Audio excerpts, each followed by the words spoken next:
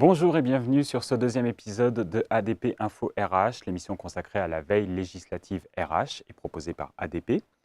Aujourd'hui, ce sont les plans de formation qui retiennent notre attention. Leur élaboration doit se faire en accord avec les instances représentatives du personnel. Dans quelques instants, nous discuterons avec Natacha Vignon des modalités de leur consultation. Mais pour commencer, nous avons une date à vous rappeler.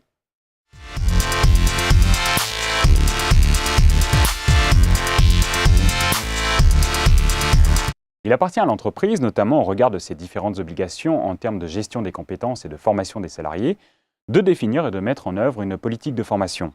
Pour aider l'employeur dans cette tâche, le Code du travail instaure une obligation de consulter le comité d'entreprise. Cette consultation porte notamment sur l'élaboration du plan de formation. Elle est organisée autour de 2 réunions spécifiques. La date du 1er octobre est la première échéance à ne pas manquer puisqu'il s'agit de la date limite de la première réunion. Voyons plus précisément ce qui est dans la loi.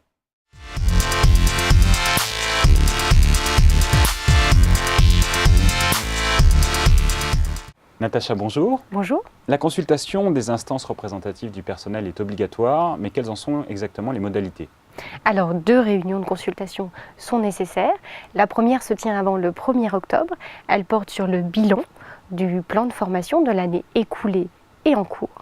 La seconde est relative au projet de plan de formation, aux conditions de mise en œuvre des contrats de professionnalisation et à la mise en œuvre du droit individuel à la formation. Alors on le comprend, il faut organiser très vite la première réunion. Et quelle est la date limite de la deuxième réunion ? La deuxième réunion doit se dérouler avant le 31 décembre. Merci Natacha. Voyons maintenant quelles sont les conséquences pour votre organisation.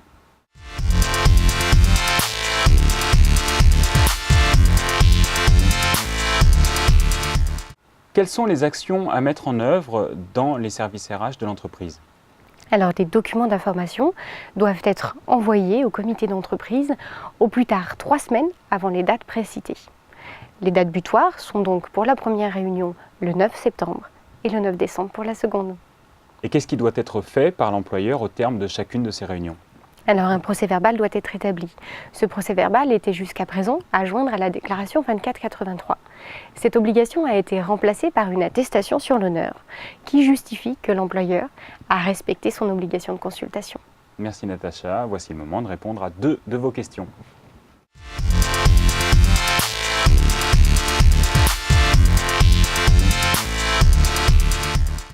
On nous demande d'abord si la déclaration 2483 doit être fournie au comité d'entreprise.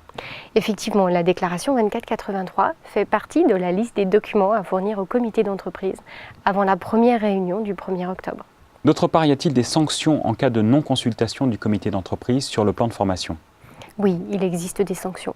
Sur le plan pénal, l'employeur peut être condamné à une amende de 3 750 € et à une peine d'emprisonnement d'1 an. Ces 2 condamnations peuvent être doublées en cas de récidive.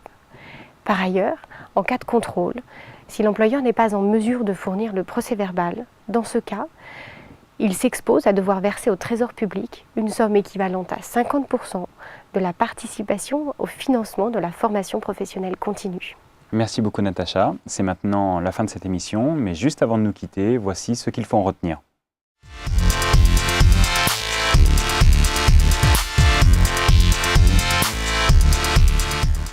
Avant de se quitter, vous retiendrez de cette émission que l'employeur a obligation de consulter le comité d'entreprise au sujet du plan de formation sous peine de sanction, que la déclaration 2483 doit être fournie au comité d'entreprise, et enfin qu'un procès-verbal doit être établi après chaque réunion. Merci de votre attention, on se retrouve le mois prochain. Au revoir.